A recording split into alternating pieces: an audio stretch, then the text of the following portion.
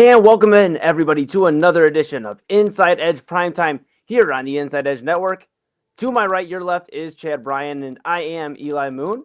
And we have a lot to talk about here on this Thursday edition of Primetime. Thank you all for tuning in. Our apologies for yesterday. We were both very under the weather. So we are back rolling here with you this Thursday. We'll be back with you here every Monday through Thursday with Primetime. But a lot to talk about here today, Chad. NBA buzz with the trade deadline just happening, the Super Bowl, Myles Garrett, so much. But before we get into all that, how are you doing today? I'm good. I'm here. Man, it's just that time of year. It's like you never know. It's winter. It's super cold. It got a little warmer yesterday. I felt like that let some of the things out. It's like I don't know. I just It was a day. How are you doing? Feeling better? Doing a lot better. Doing a lot better. Excited to talk about all the goings of the sports world. I mean, just so much going on, and I'm very excited to have a chat about that. It seems like the Cavs weren't the only ones that made some buzz in the Eastern Conference. Celtics got better. It just teams ultimately getting better. So it makes you think, was the move for James Harden enough to get the Cavs over the hump here in the Eastern Conference? We'll talk about that, I guess. But Yeah. what before we dive into any of that, Chad, was the Cavs and James Harden, was that the biggest move of the trade deadline, would you say? Or, I mean, was there a bigger move elsewhere? Maybe we're just, kind of wearing our Cleveland glasses for a moment. I mean, I'm probably going to keep my Cleveland glasses on. I mean, I don't think there was probably not a more recognizable name than James Harden that got moved, and maybe not a more recognizable situation because I think we can say his name out loud now, right? Because we know it's not happening at the trade deadline. It's probably going to be an off-season thing, and I think I said that on one of our shows. I can't remember if it was with you last week or if it was on Sunday Sports Show. We talked a little bit about it. I thought we might not see anything by the trade deadline with Giannis. I don't know if you've ever heard my voice say that name or not. I usually whisper it. We can say his name out loud. It's not happening right now. But yeah, probably the most recognizable name, the most recognizable situation as far as that goes. But again, that's where my Cleveland plan. Yeah. I mean, definitely an interesting move for the Cavaliers. Obviously, we talked about James Harden here when the news broke. That was Tuesday. So Tuesday night, we broke the news. James Harden being a Cavalier, Darius Garland, longtime Cavalier here, and top three in a few pretty big stats for Cavaliers. I believe it also including 3-pointers made as a Cavalier. So, Darius Garland, a longtime Cavalier, now a Los Angeles Clipper. I thought it was cool, though, before we dive into any other things across the league, that Winston Garland, Darius's dad, was a Los Angeles Clipper from 1990 to 1991. So it seems like 2 seasons he was a Clipper, and he was in attendance yesterday. Darius was obviously, I think he probably just took the Cavaliers, playing with them probably to Los Angeles so he can get with his new team. And guys, can I get a ride still? Like, and he went out there and he got to sit next to his dad, like rock out with his dad for a little bit. They took a picture, put it out on the socials. I think the Clippers had it out on their socials, and just very cool. And maybe that's what Darius Garland needs. Yeah. Not to dive into like the Clipper side of things for a moment here, but just to take a second. I mean, Darius Garland, 26 years old, had a ton of injury problems here, really the last couple of seasons specifically, Chad. Yeah. And maybe he needs a shakeup. And, there's something powerful about having your loved ones in your corner and being able to get to your games. I mean, Winston Garland, he could probably make some games, but he wasn't going to be like, man, this might be the night my son drops a 40 burger, and I can be in attendance. Now he can be, and I think that's big for Darius, and I think he's going to enjoy the West Coast. We wish him well here in Cleveland. I mean, it's just a business, and James Harden right now puts us in a win-now mode where Darius Garland is more so, you may win one, and it's going to be satisfying, but it may take us another 3-4 years, and you might sacrifice losing Donovan Mitchell because of it. Yeah, for sure. I think a lot of people were. I'm sorry, my voice is going to be in and out all night. I think a lot of people. I saw some stuff on social media. I mean, people were kind of going in on Donovan Mitchell a little bit, but for I don't know, backdooring Darius Garland or whatever, and on the way out of here, I guess demanding that they trade Garland away. Listen, I don't know. We don't know if that was the case or not. I mean, it may well have been. But listen, I don't think it was anything personal either. Like you said, it's a business. And if Donovan Mitchell's looking at like, hey, this is my backcourt running mate, he can't get healthy enough to stay on the court. I know where basketball is played. I promise. He can't get healthy enough to stay on the court. Then we got to do something, guys. Or my time here is being wasted, right? I mean, I don't know. Donovan Mitchell's a top 15, 20 player in the league, wouldn't you say? Yes. Yeah, I definitely think he's a top 5 player, Donovan Mitchell. And I think the problem is right now he's been so fatigued by having to carry a lot of the scoring load on top of covering assignments that are missed defensively. And that was a big thing. And, I don't think James Harden's going to come in here and be some sort of all team, first team defense for the NBA. I don't think it's going to happen. But you're going to have to respect who James Harden is on the court. Whether, and I know the social media buzz and fans around the league love making fun of James Harden in the playoff woes. I'm here to say, if you're a Cavaliers fan, we can't do that no more. And I'm also here to say, okay, but look at the success. And maybe I'm looking at a glass half full today, Chad, but I'm going to, because James Harden has been to a final.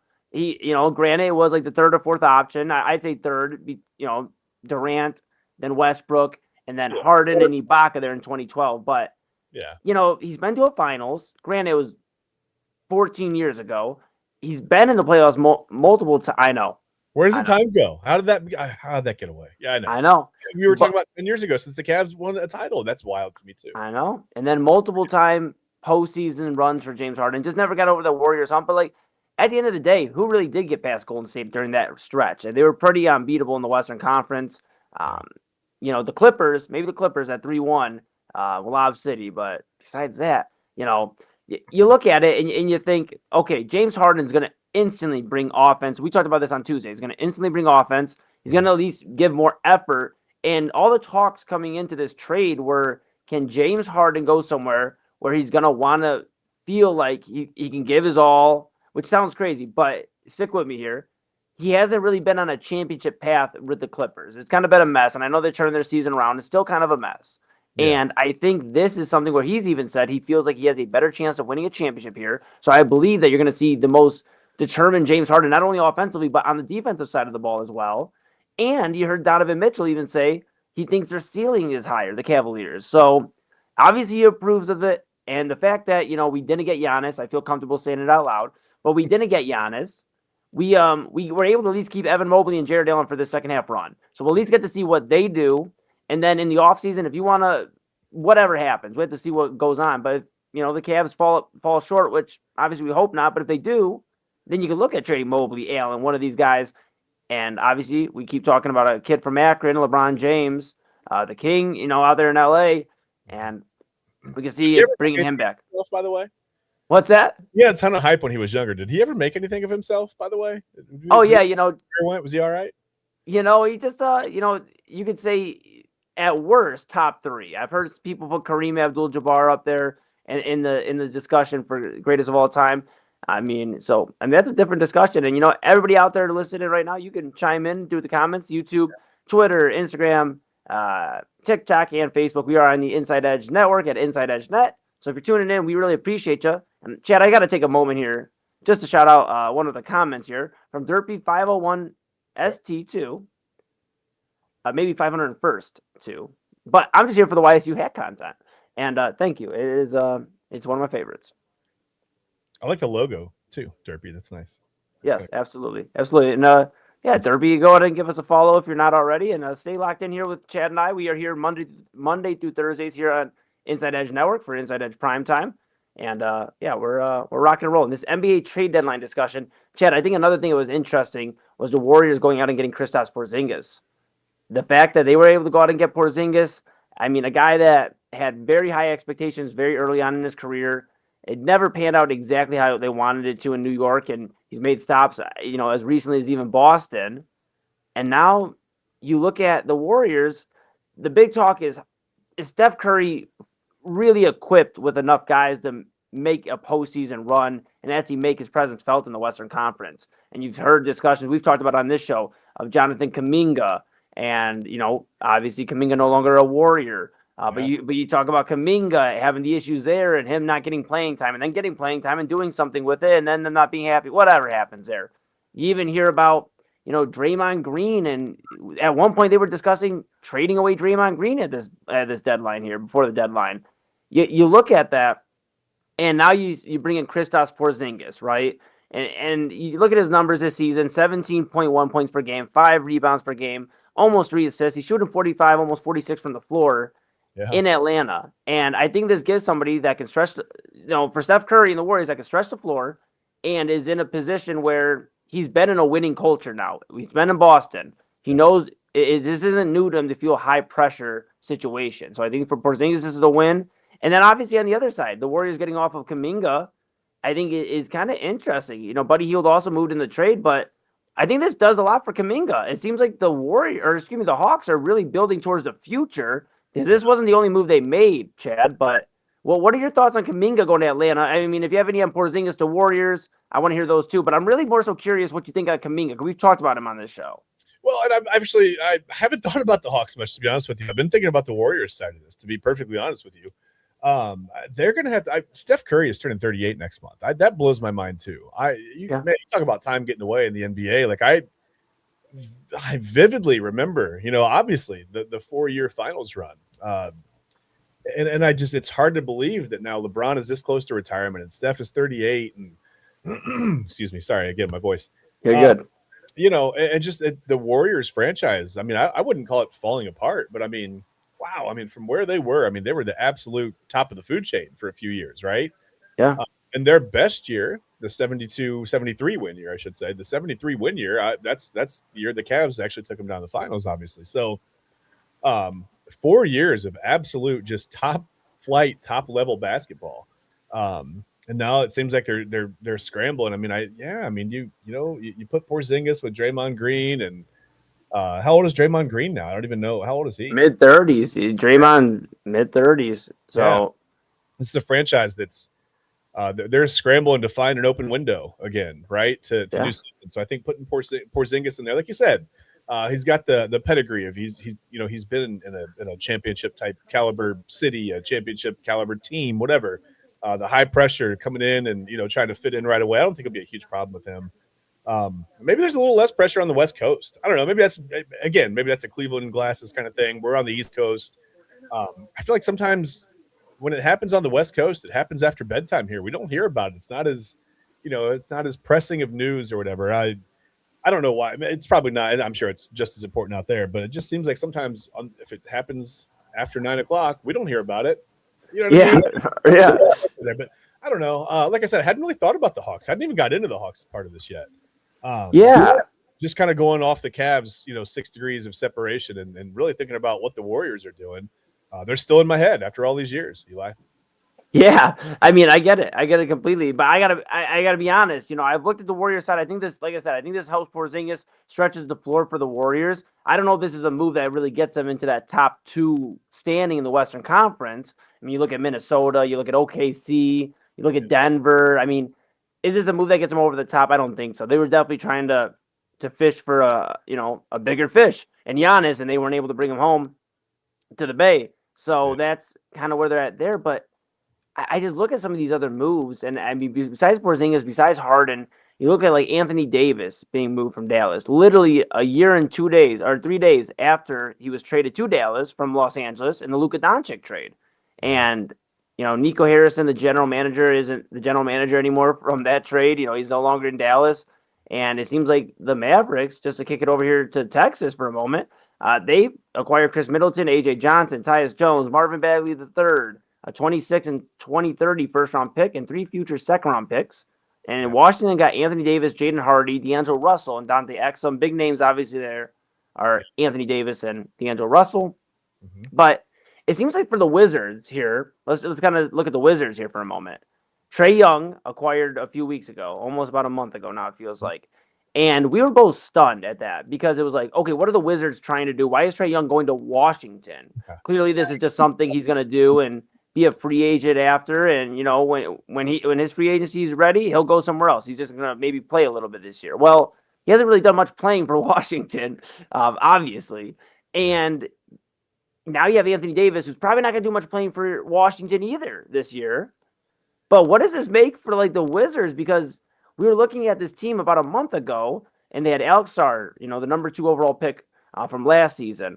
You have Bub Carrington. You have some of these guys that you're trying to figure out what to do if you're the Wizards. You're stuck in purgatory, it feels like. You've been stuck there since John Wall, Bradley Beal days. Yeah. And now you have a tandem, but I don't know if this is the tandem you should be giving up some assets for. Now, granted, I guess it wasn't a ton besides the two first. I mean, Middleton, AJ Johnson, Tyus Jones, Marvin Bagley. I guess it wasn't a ton. It's just those two first rounders. You really have to believe in Anthony Davis, Chad. And Anthony Davis right now, his body is not really believing in him. He's been injured quite a bit since that championship, which was, mind you, 6 years ago. 2020, they won the Lakers championship. In the bubble. Yep. Yeah. It feels like I don't know if it's a GM thing or if it's an ownership thing with the Wizards.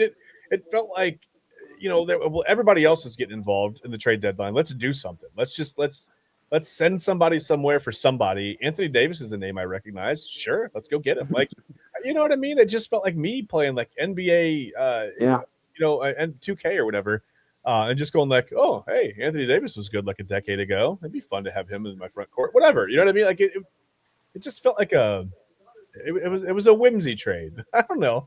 It doesn't make a lot of sense to me. I'm looking at the rosters. I'm trying to figure out, okay, are they looking to dump salary? No, that's not really it. That didn't make sense. Some teams obviously just made some trades to get out of the second apron. I think a lot of financial dumps in this trade deadline. You never know how things will work out in the future. Some guys, like you said, you get to a new surroundings, new whatever. And things change a little bit. Like we talked about with Darius Garland, like maybe he goes out west and, plays where his dad did. And, it sparks something. So maybe one of these guys in a new home, but you can't spark health, right? With Anthony Davis, that's the biggest question. You can't spark youth. That's not going to happen either. So it felt a little weird. I don't know. I can't make any sense of it, to be honest with you. It was like a whatever move for me. I mean, sure was. It sure was. And until the Wizards really show, what this tandem of Trae Young and Anthony Davis looks like. I mean, it has all the makings. If they're both healthy, then sure, it could be maybe a middle of the road in terms of the playoff teams, like Eastern Conference playoff team. But besides that, I'm not really moved by going out and making a move for Anthony Davis. And I really wasn't inspired by the move they made for Trae Young because I don't see him being a longtime Wizard. But yeah. We'll see. Maybe Washington knows more than we do here. Maybe. I would hope they do. They should. Yeah. If you're making moves like this, I hope you know more than we do. But hey, who knows? It didn't make a ton of sense to me. Yeah, no, absolutely. And a few other notable moves here. Obviously, former Cavalier was moved. Colin Sexton. He was sent over to Chicago with Ousmane Dieng, a 29 second-round pick, and two 2031 second-round picks. And the Hornets got Mike Conley Jr. and Kobe White. Former Buckeye Mike Conley, an elder statesman now in the league.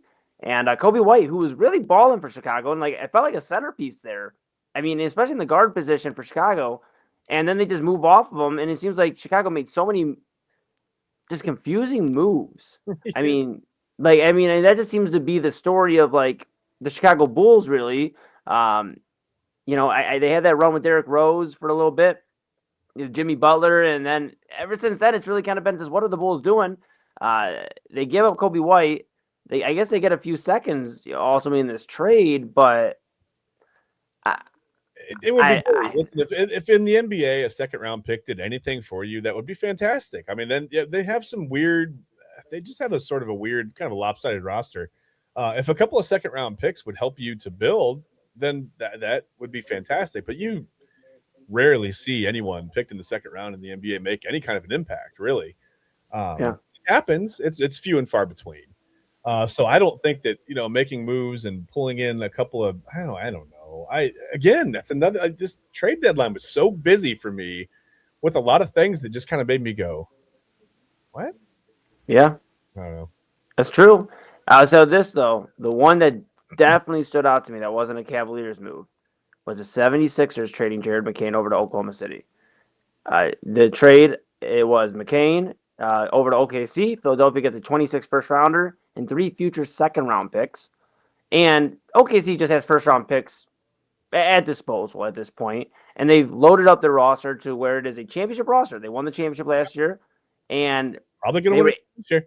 Yeah, well, hey, we'll see what the Cavaliers got to do about it. But no, I Hey, mean, the OKC is very good, obviously, and they're young. They're under contract. They're in a position where they could really be a true dynasty, like something maybe we've never seen in the NBA before. To your point, Chad, where they could win it again this year. yeah. And now you get Jared McCain, who Mm. was in the running for Rookie of the Year during the first quarter of the year. He got hurt and was out for the rest of the year. Derailed that. Starting to get his feet back under him here in Philadelphia, and now he's on the move. He is Yeah. a Oklahoma City Thunder. He's a Thunder, and he's Yeah, how do you averaging. say that? He's the thunder. He's a clap He, of thunder. He's one he's one. clap of He's many. one of the Thunder. Yeah, Okay. yeah, All right. yeah. And so with that being said, Jared McCain 6.6 points per game this year, 2 rebounds, 1.7 assists per game. So not like impressive numbers, but if you look at what he was doing last year, I mean, the guy can shoot the lights out of the ball. He was doing so at Duke. That was why he was a first round draft pick. He can shoot the lights out of the ball. And I think he's going to do that for OKC very quickly. Mhm. And obviously, with some guys hurt for OKC, they're having some injuries. He's going to get minutes. He's going to get minutes. And you give a guy like Jared McCain some minutes, I think it's going to work out very well for OKC. And it's a bad thing for the rest of the league if this works out, because this is a former potential, I shouldn't say former, but a potential Rookie of the Year candidate last year. Yeah. Now he's in. The Thunder just keep getting richer. Well, and at the very least, I mean, just the threat of him being able to shoot the way he helps him space the floor a little bit. I think that is kind of a need that they had. That's maybe one of the very few needs, not a pressing need, but nonetheless a need. Man, they're terrifying, really, when you look at it. I mean, as far as like a matchup, let's just pretend the Cavaliers get through the Eastern Conference and whatever, they get to the finals, right? Yeah. Oklahoma City is a nightmare matchup. I mean, in a lot of different ways, and obviously having an extra guy to help space the floor and create some room for everybody else to do whatever it's just, I don't know. I don't see the Cavalier. Well, we're not talking about the Cavs right now. We'll talk about that later. Yeah. Hey, we're talking about the Thunder right now, Chad. Everything goes back to Cleveland for me. I've got my Cleveland glasses on tonight. That's right. Yeah, I'm just a little. I'm not disappointed that Giannis didn't end up here, because I didn't really expect it, to be honest with you. It was fun to speculate, pontificate, if you will. But yeah, I don't know. I just man, if he's here, you're thinking like, okay, now here we go, right now, right? The Cavs probably are better. It's just, I don't know. I don't see them being an Eastern Conference Finals team right now. But we'll see. We'll have to see the impact of James Harden, and we'll see the impact of Dennis Schroeder and Keon Ellis. Schroeder with 11 points. I mean, very effective. Had 3 steals in the game yesterday. Keon Ellis also getting a few, I think, steals as well in the game. So Yeah. Cavaliers, the new additions looking good in a win. I mean, they handled the Clippers pretty well. Yeah. And I like Schroeder's mean streak. He's got kind of like a mean streak to him, man. Yeah. I don't. He's not whatever. The game isn't totally overwhelming. It's not like he's not going to be a top flight point, whatever. But I just like, he's just got this, like, psychologically, right? He's kind of like he's just got this killer instinct that I like him. I've always liked him. Back when he was a Cavs opponent. I mean, guy I've liked to watch play for a long time now. Absolutely. We'll see what they continue to do for the Cavaliers. We'll see what James Harden does in his Cavaliers debut Saturday. Yeah. So he debuts Saturday. Very exciting stuff there for Cleveland fans. And that was kind of our trip around the NBA. Just kind of giving our quick thoughts on the trade deadline. Just a lot of things going on. Yeah.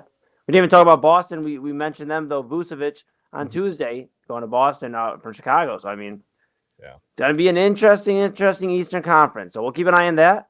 But when we come back, Chad, we're gonna take a quick pause here. We're gonna let everybody get a refreshment, grab whatever they need to. We appreciate you tuning in here on Inside Edge Primetime. When we come back, we're gonna talk about Myles Garrett, because he did something pretty cool tonight that we kind of expected, but we'll see.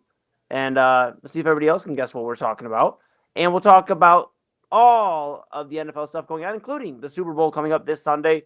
Chad will hold on to his prediction until Sunday on the Sunday Sports Show with TK and Ryan. However, I will give my prediction tonight. Is it Patriots or is it Seahawks? Find out in a little bit. And we have a very special Olympics update from our very own AA Anthony Alford coming back from the break. So we're going to take a quick pause. That is Chad Bryan to my right, your left. I am Eli Moon. This is Inside Edge Primetime here on the Inside Edge Network.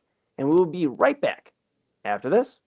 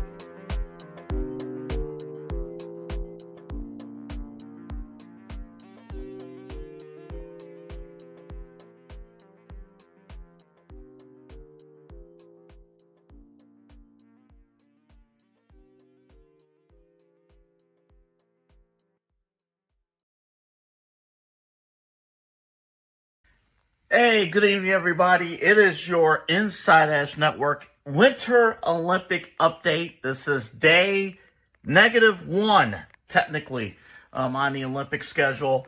And we'll have updates for you throughout the Winter Olympics. And we start with Team USA because we're the United States. Everything starts and stops with us. Yes, that's not fair. Who cares? You're not fact-checking me from other countries. How about the curling team? Yes, Chad, get up to speed on your curling knowledge. All right? The Team USA curling, the women's curling team, they are 2-0. They defeated Switzerland in curling competition. Also, Sweden winning the very first 2026 Winter Women's Hockey game for their team. Got that going on. Also, Team USA Women's hockey winning in their Olympic opener. But the big story, Lindsey Vonn, after tearing her ACL last weekend, she was on video training, doing some squats. I believe there were some 45s on the side there. Again, with a torn ACL, which is nuts. But she's doing it. Her goal is to compete. She's 41 years old. The Olympic downhill competition. It's going to happen on Super Bowl Sunday. Will she be a part of it? We're going to find out. But the Olympics already underway before the opening ceremony. Speaking of the opening ceremonies, that will take place Friday afternoon on NBC, 2 o'clock. So you can tune in. I think it's at 2 o'clock. It might be at noon. I didn't check the schedule. Tomorrow afternoon, Friday afternoon, the Winter Olympic opening ceremony live. You can also watch the primetime coverage as well. That is your Inside Edge Winter Olympic update. Back to you.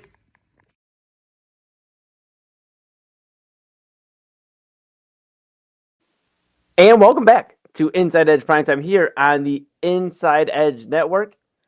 To my right, your left is Chad Bryan. I'm Eli Moon, and as you can tell, we're both recovering from being under the weather. But we are here with you Monday through Thursday here every day of the week, those days of the week, for an hour.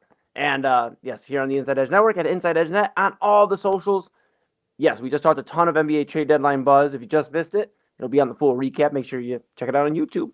And yeah, with that being said, Chad, we have some stuff to talk about before we get into the big game, before we get into the Super Bowl. And again, before we get any further, thank you again to our Olympic correspondent, AA Anthony Alford, our program director, for breaking it down. You know, obviously a big, yeah. You know, we should have sent him to Italy. I think. You know what? I maybe next, in 4 years from now. You know, maybe. Yeah, I was like, not next year, but you know, you're there for the Olympics. That's fine. Another thing I want to mention here too, Chad, before we get off track, We're off is track. I don't know if you can see this stamp right here on my hand. Yes. It says Mahal's. Well, that's good. You're gonna hurt your wrist, man. Yeah, I know. I don't know how I just did that, but so me and Papa Moon went out to a show earlier tonight, and shout out my guys at Cherry, Joey James and company.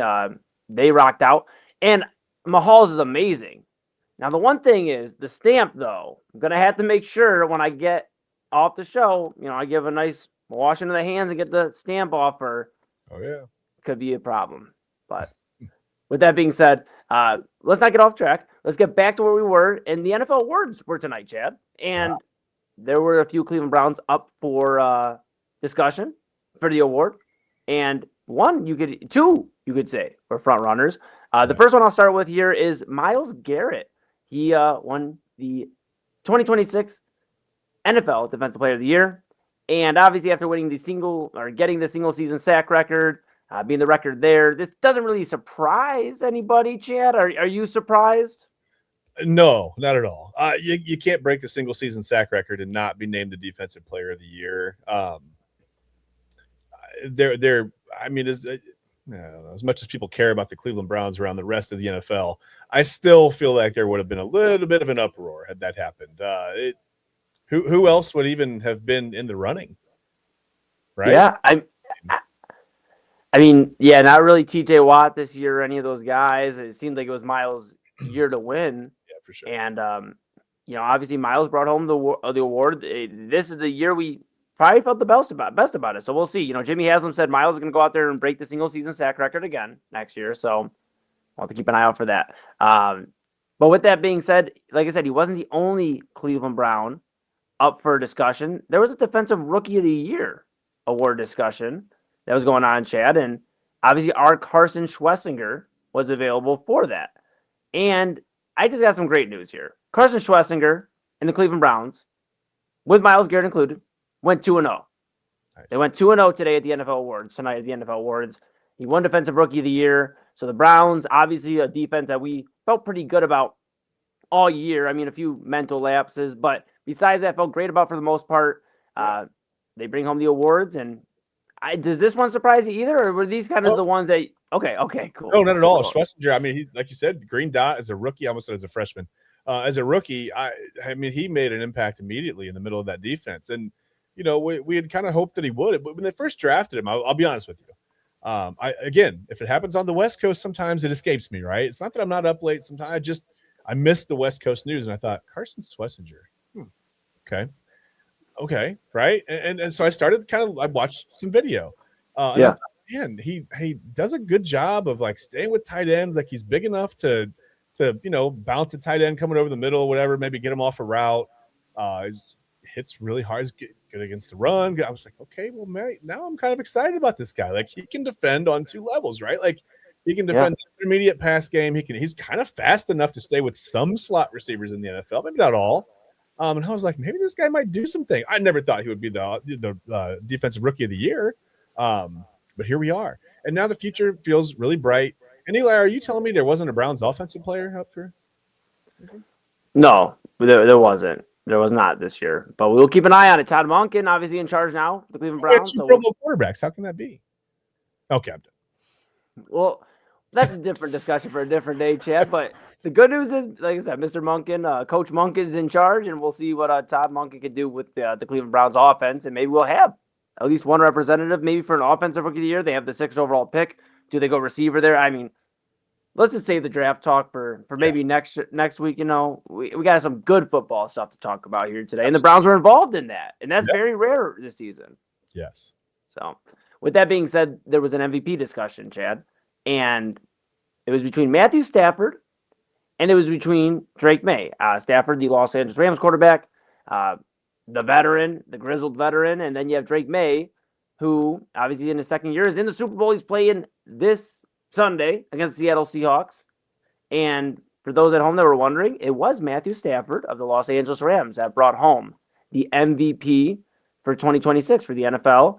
It was a very, very close race, but he ended up taking home 24 of the 50 first place votes. Drake May got 23. Did they make the right call here? Do you think Stafford over May, or do you think May should have got the nod, Chad? It's up to you. Do you want to argue about this like Dan Orlovsky and Mina Kimes did a little bit earlier, or do you want to agree? It's up to you. Listen, I think it's Matt Stafford. Drake May was very, very, very good, no doubt. The Patriots also didn't really play a top defense until they got to the Broncos, all the way in the AFC. Listen, there's still NFL players, there's still good teams, but I think Matt Stafford. I think the Rams just played some better competition along the way. If that's really what it came down to, then you can see why the vote was so close, because Drake May played well, but Stafford got the nod. Yeah, I guess at the end of the day, I do think that's right. I don't want to agree with. I mean, Dan Orlovsky went in on Mina Kimes, but I actually agree with what he was saying, and I also agree with her. I think they both were very, very good, right? And I'm not surprised it was kind of almost a split decision. I mean, it was right down the middle. Like you said, the first place votes were very close. Going either way, and I would have been fine with it. But yeah, I guess at the end of the day, Stafford probably had a little bit of a nod over May. Yeah, sure. Yeah, and and I think with Stafford, I'm not saying at the end of his career, he even was saying, after taking the award, that, or accepting the award, that he's not considering retirement right now. He's ready to play, and so, but you got to think he's in his mid-30s, late 30s. Matthew Stafford is nearing the end of his career. Yeah.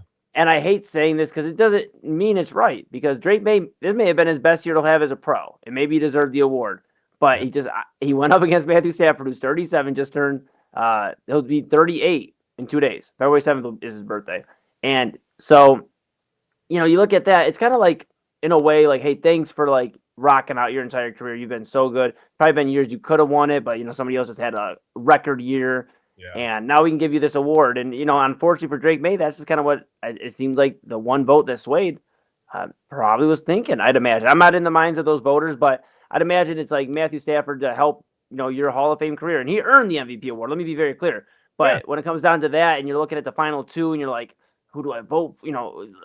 Yeah, I think that does have some weight to it. Yeah, it may have just been a couple of voters giving him a nod because, like, hey, who knows how many more seasons he'll have like this.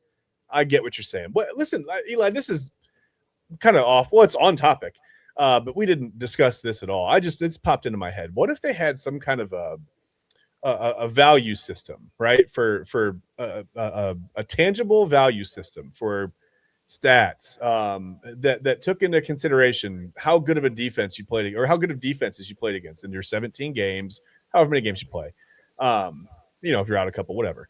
But what if there was a tangible value system that would determine the MVP as opposed to just not fan voting, but as opposed to just voting? I've been thinking about this for a while because I played in a co-ed softball league that was like this. You determined your offensive MVP by, like I said, just a tangible, non-static a value system for, it didn't take into consideration strength of schedule, obviously, but you could do that in the NFL. You could change that way. But what if we had that to determine MVPs? How do you think this would? I mean, do you think we don't have to tell you, don't have to answer me now, but I mean, it's something to think about for the future. Maybe a different show. We could go back and look at, was there anybody that would have won an MVP award or would have lost an MVP award that won, or whatever, vice versa, if that system were in place? That kind of intrigues me. It just kind of. I'll be lost chat here for just a moment. Yeah, no, and we lost you here at the end there, Chad, but I think it's all right, though. I know what you're saying, though. Yeah, I think maybe it is worth looking into different voting. Yeah, I think this year they got it right. But I do think having maybe a different look, we talk about with the Hall of Fame even, like, we're mentioning with the Hall of Fame, it's like maybe they do need to switch it up because, I don't know. But this year they got it right. I think at least MVP-wise, they got it right. The other two awards we've gone over, they got it right. Mm-hmm. I know there's New England fans out there like, they did not get it right. Drake May should have won this award. But we'd be saying George Sanders was right there. We'd say the same thing. We'd say, it should have been, should have. Yeah, absolutely. Absolutely. And other news too, Chad, like I said, the awards just literally happened. Like right before we got on there, they were just finishing up. Yeah. Bobby Wagner of the Washington Commanders, he won the Walter Payton Man of the Year award.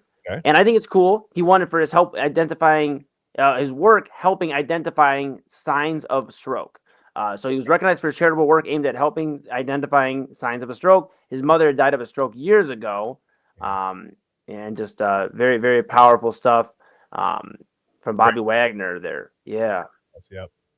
Yeah, that's great stuff. And then other great news here. The NFL Hall of Fame has some new members. And we heard about them at the NFL Awards tonight. Mm-hmm. Some names that shouldn't shock you if it's a matter of the first ballot or whatever, I guess we could talk about that. But the names are Drew Brees, Larry Fitzgerald, Luke Kuechly, Adam Vinatieri, and Roger Craig. Those are the names. Brees and Fitzgerald, first year eligibility. Kuechly and Vinatieri, their second year of eligibility. And Roger Craig played for San Francisco, running back. He is the first player to record 1,000 yards rushing and 1,000 yards receiving in the same season. Yeah. He was the lone pick among seniors, coaches, and contributors. So, of course, no Bill Belichick, no Robert Kraft. Speaking of seniors. And it's interesting. But I don't think there's any debate with that list. I actually like that Hall of Fame. I like it a lot compared to like how many they put in last year. I think this is a very strong Hall of Fame class. Drew Brees, I mean, a legend for the Saints. I mean, remember that Super Bowl against Peyton Manning? I mean, probably one of my one of the more fun Super Bowls growing up, I'd say, for me. And then you look at Larry Fitzgerald. I'll never forget that Arizona Cardinals team that should have, in my opinion, beat the Pittsburgh Steelers with Kurt Warner. And I mean, I'll never forget Larry Fitzgerald. He had hands like nobody else, it felt like, on the football field. So, I mean, just a legend there. You look at Luke Kuechly. I mean, if somebody had the ball on offense, Luke Kuechly was going to find you. Yeah. And, I mean, And he retired younger too, right? We talk about Andrew Luck retiring, and Andrew Luck's a different discussion. Obviously, didn't really do enough. I think to warrant a Hall of Fame. The potential was there, but I don't think the accolades are gonna get him in there. But maybe down the line. But you look at Kuechly; he accomplished so much early on in his career that he was able to retire and still be considered a very early Hall of Famer. So I think that's very cool. And then Vinatieri. I mean, you can't talk about big kicks in the NFL. No. Without Adam Vinatieri. And then, of course, Roger Craig. I think that's really cool for Craig to get in there, too. Obviously, like from the senior vote, like guys that have probably been hanging around there a little bit longer than maybe they should sometimes, gets in, being a dual threat at running back. And now you see guys like in San Francisco, ironically enough, Christian McCaffrey, and guys like that. I was going to say, yep, exactly. So. Yeah, it took a long time for Roger Craig to get his flowers, man. I'm actually really happy for him. I grew up watching Roger Craig. So, yeah, it's happy to see him get in. Absolutely. I think that was actually a very positive talk for NFL. Very, very positive talk. So I think what we're going to do is we're going to regroup. When we come back, we're going to talk about the biggest game of the year for the NFL. That is the Super Bowl. Super Bowl 60 is coming up this Sunday. And, of course, Chad, TK, and Ryan Mosser will have your coverage this Sunday with the Sunday Sports Show. Of course, Saturday, Illegal Formation around 11 a.m., 11 to 1 p.m. range. Chad and TK will be talking about the big game and other sports news. And then Sunday Sports Show with Chad, TK, and Ryan. That'll be your morning. The guys kick off at 11 for Sunday Sports Show. Yep. And they're going to be going over the big game, give their predictions. I'll give my prediction tonight, however. I'll be on the air with the main event, Rob Rozicki and Double Anthony Alford, after the Super Bowl. But so that means I gotta give a prediction now. I won't be on the air until after the Super Bowl here on the Inside Edge Network. So when we come back, we're gonna talk about some keys to the game, maybe what we're looking for the most out of this game. Yeah. And then I'll give my prediction, and we'll put a bow on this week of Inside Edge Primetime, Chad. How's that sound? Sounds good to me. Awesome. Well, for everybody out there tuning in, thank you so much for your support. We really appreciate you choosing us as the source of sports, entertainment, mental health, and everything in between.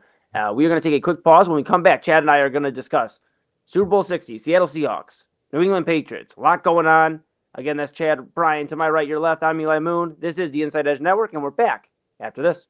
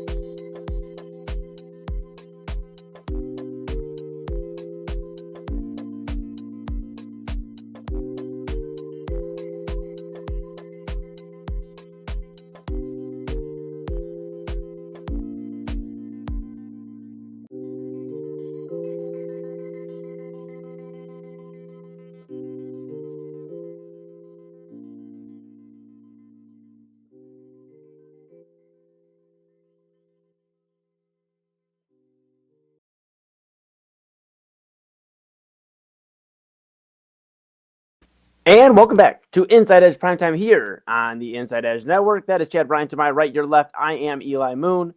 And yes, we have one final discussion here. And before we get into that, Chad, I know Double A Anthony Alford, our Olympic correspondent, our program director, we love him so much. He gave a breakdown of the Olympics before the Olympics really even have begun this weekend. And we had a story that we were talking about off air that kind of just shocked all of us. Would you like to, I guess, explain to the audience what we're referencing here or referring to? Yeah. So Double A texted earlier and he said, "Hey, it's not a punishment for not being on air last night, but we should have found our way on air some way." So I think the punishment in turn was to make us talk about this story. I think he wanted me to mention this to you.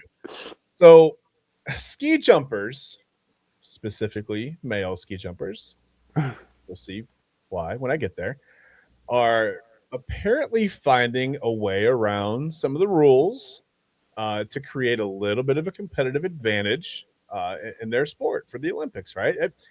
People work all the time. And listen, I don't know what the discovery department on this looks like. I don't know what the testing. I don't know who finds this stuff out, but ski jumpers are apparently, allegedly, I don't have any proof. They're, I don't want to say this with couth and with tact. Okay, they're injecting something called hyaluronic acid, which is normally used for like a filler for the your face, whatever. It's not what it's being used for here. They are injecting it somewhere very sensitive, Okay. the most sensitive of places. If you're a guy, to now the story was to create lift and to allow. And I thought, well, how does it? Is it growing wings? How are they creating? Seems weird. Is it like, does it make air pockets in there? Like, did they just stay afloat longer? No. Listen, this, I'm trying to find the best way to get about. This is tough. So it allows them to wear a looser suit, and you might ask, well, Chad, why wouldn't they just wear a looser suit to begin with? It doesn't make any sense. Well, I'm glad you asked. Their suits are fitted to them exactly by 3D body scan, which includes the most sensitive of parts.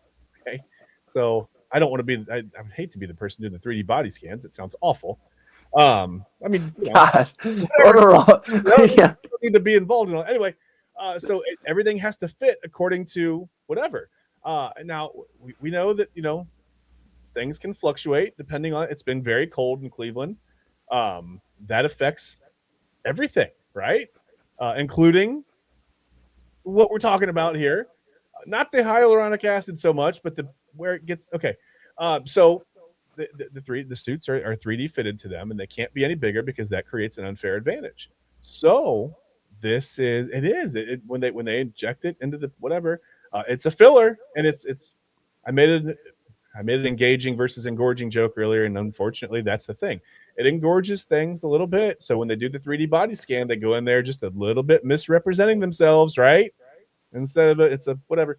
And so this allows them to wear a little bit larger suit. And then on game day, event day, whatever you want to say, when they go to do the ski jump, their suit has a little bit of an extra, right, down there because there's a little more room than there would have been.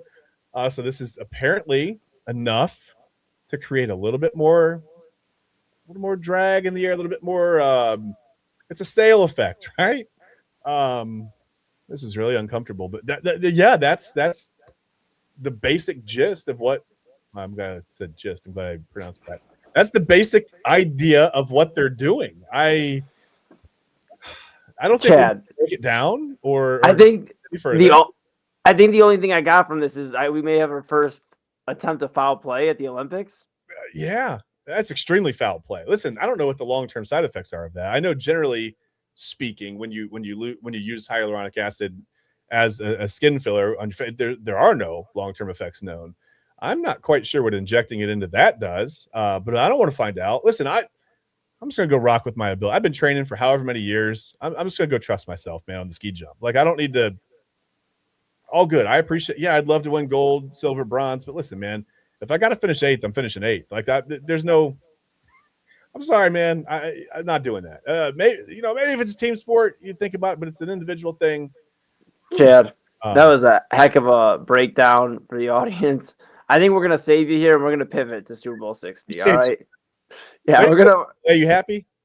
we're gonna pivot to Super Bowl 60. It is up this weekend, this Sunday. New England Patriots versus Seattle Seahawks. Drake May, second-year quarterback. Mike Vrabel, first-year head coach for the Patriots. He's coached for the Titans, obviously, but a Patriots player who's won a championship, trying to win a championship in his first year as a Patriots head coach. Drake May trying to win a championship. And on the Seattle Seahawks side, you got Sam Darnold, who was at one point starting to be considered a journeyman, and now is looking to change the narrative completely with this win. And you got Mike McDonald, obviously completely changing the narrative there in Seattle, changing the way that the Seahawks franchise is looked at right now. You know, it kind of going through a little bit of a slump for the last 5-6 years. I mean, decent teams, good teams, but never like Legion of Boom level. And now it feels like they have a strong defense. They got the offense is really strong with Jackson Smith and Jigba, who just won Offensive Player of the Year tonight in the NFL Awards show, NFL Awards presentation, whatever. I guess my question to you, Chad, is as we're up against it here on our primetime edition on this Thursday, what is your biggest thing you're looking for in this game? What a key or a storyline or what is your most excited thing you're looking forward to in this game? Well, it's going to be Drake May against the Seattle defense for me. I'm intrigued to see because we've seen Drake May have some games where I don't want to say went away, but where he seemed a little less effective than maybe you would expect. And I think that was somewhat of a byproduct of not playing a whole ton of great defenses all year. A lot of the Patriots' opponents defenses were the bottom of the barrel in the NFL. Again, still NFL teams, bottom of the barrel in the NFL is still pretty good. They're still the best of the best out there. But yeah, against better defenses, Drake May has sort of, to use a hyaluronic acid joke, he's sort of shrunk a little bit in those moments. I'm going to let this go, I promise. But yeah, to me, it's Drake May and then the passing offense against the Seattle defense. Because one thing Mike McDonald's been very good at is crafting defenses out of nothing. I mean, that's what he does in the NFL. And this year's Seahawks team is no different. I mean, they use a lot of – I mean, we talk about bending a scheme around the roster. Mike McDonald is maybe the ultimate example of that. Just figuring out what to do with the defense based on personnel, using certain things to your advantage. We'll get into some of it on the Sunday Sports Show. I'm sure that Ryan Mosser and TK are going to have some things to say about this and break this down. But it's the way they rush forward, but it's like they feign blitzes. I'm just really listen. If the Patriots' offensive line can adjust, I'll say this. This doesn't foreshadow my pick at all. If they can't adjust, they're going to have a really, really, really long day against the Seattle defense, Eli. Yeah, they sure are. And I think the big thing I'm looking for, though, is more so if Seattle's run game can have success against New England. They have been able to stifle a lot of running backs this year. Yeah. And I think if Kenneth Walker and Zach Charbonnet can't get going early, it could be a long day for the Seahawks. And it's going to rely a lot more on Sam Darnold and his arm. He's not necessarily a mobile guy, so it's going to be, can he stand in that pocket, knowing that they're going to drop 8 in the box because now, hey, we can stuff you. We can stuff the run game. Can you beat us throwing the ball? Mm-hmm. And if it comes down to Sam Darnold throwing the ball, I don't know how much I trust the Seattle Seahawks. He's done it before, but I think this Patriots defense is very, very strong nose. I think they're led by Mike Vrabel, who is a defensive guy who's won Super Bowls on this franchise, New England. So I think with that being said, Chad, Coach of the Year. Exactly. Yeah, absolutely. Coach of the Year, Mike Vrabel here at the NFL Awards tonight. Not here. We're on the InsideEdge Network, but there on the NFL Awards show. And I guess that leads me to my pick. I won't leave anybody waiting any longer. I think it is going to come down to Sam Darnold's arm. I think New England's going to stuff Kenny Walker and Zach Charbonnet early. Okay. I think this is going to be a New England victory in Super Bowl 60. Okay. I know they are the betting underdog, but I think that New England will win this game. And I think New England wins this game by 7 points. I don't think it's going to be a 10, 15, or 14 or whatever. I think it's going to be a 10-point game. Yeah. I think it is going to be New England 24, Seattle 14. Okay. I think that's what your score is. I think Seattle gets 2 scores in the end zone, and that's it. But I think one's going to be late just to make it look a little prettier than it was. I think this could be a 24-7 game at one point. Okay. So I think New England wins this game. Super Bowl MVP, they love giving it to the quarterbacks. So they will give it to the quarterback. They're going to give it to Drake May.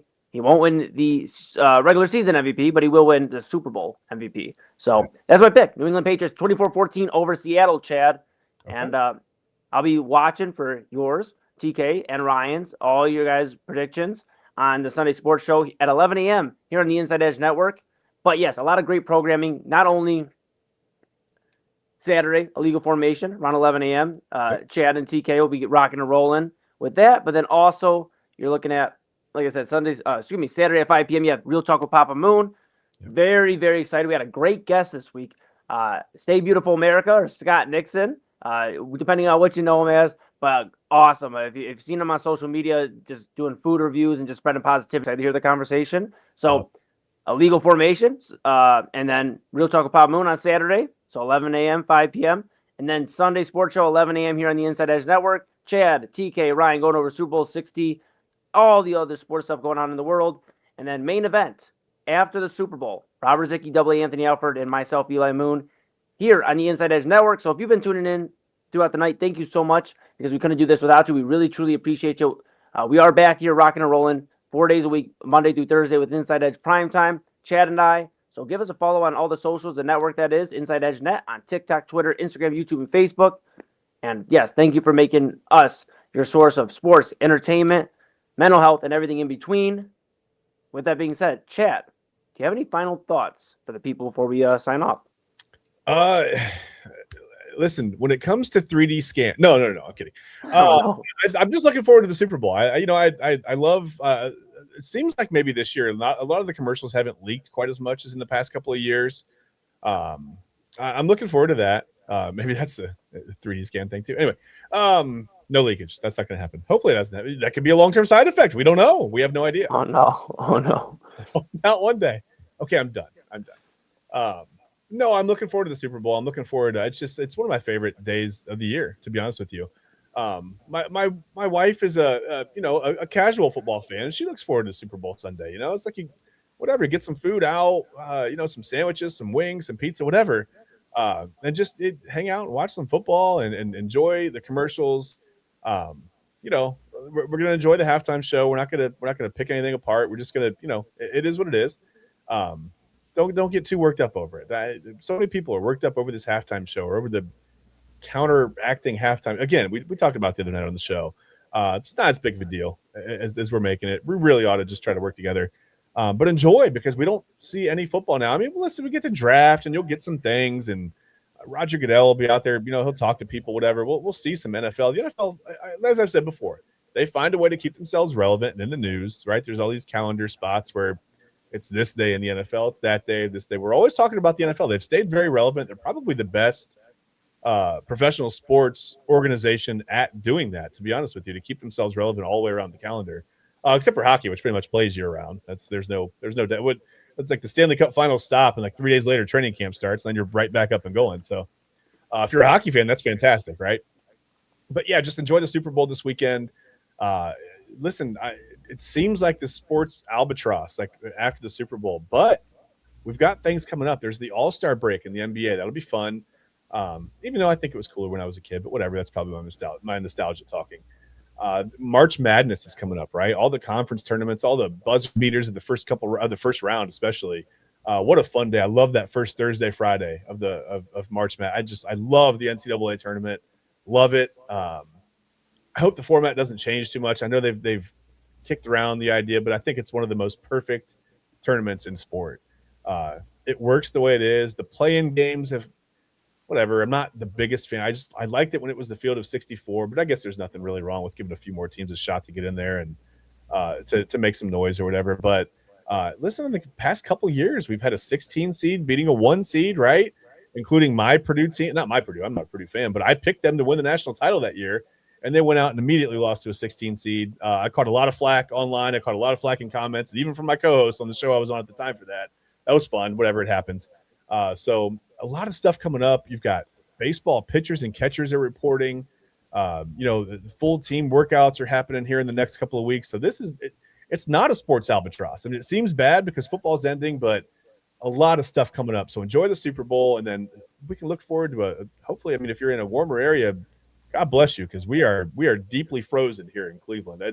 we're looking forward to a thaw. I cannot wait for things to thaw. It's going to be 40 degrees next week, and I swear to you, Eli, I'm going to get out the sprinkler and I'm going out back. I'm going to put it right on top of the snow, and I'm going to get a beach chair out. I'm going to lay out and just catch some sun and put the sprinkler on me. It's going to feel 40 is going to feel hot. It's going to feel ridiculous. It is. Yeah, I'm looking forward to that, and just looking forward to spring in general, Eli. That's it. Absolutely, I love it. I couldn't have said it better myself. I just want to remind everybody. I just want to remind everybody to take care of their mental health. Look out for loved ones. Look out for everybody around you. Look out for yourself as well. Doesn't mean to be selfish, but take care of yourself. Because if you're pouring into everybody else and you're not taking time to smell the roses and take care of yourself as well, then you're not really living this life thing right. At least in my opinion, And I'm not here to tell you what to do with your life, but I think you should enjoy what you've cultivated here in this life and be gracious and continue to grow. But yes, check on yourself, check on loved ones, make sure we're all in communication. Community is huge. It's very important, especially nowadays with everything going on. So that's what I got. I'm excited for Super Bowl 60. Yes, I am super excited for Super Bowl 60. We'll have all my thoughts after with the guys, Double A and Rob. Very, very excited for that. And just excited for good food, good vibes, and very, very busy weekend for the network. So with that being said, for Chad Bryan, to my right, your left, I am Eli Moon. This is Inside Edge Primetime here on the Inside Edge Network.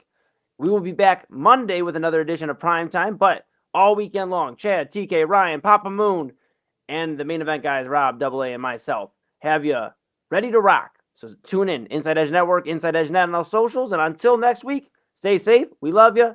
This is Inside Edge Primetime on the Inside Edge Network. See you next week. Enjoy your weekend.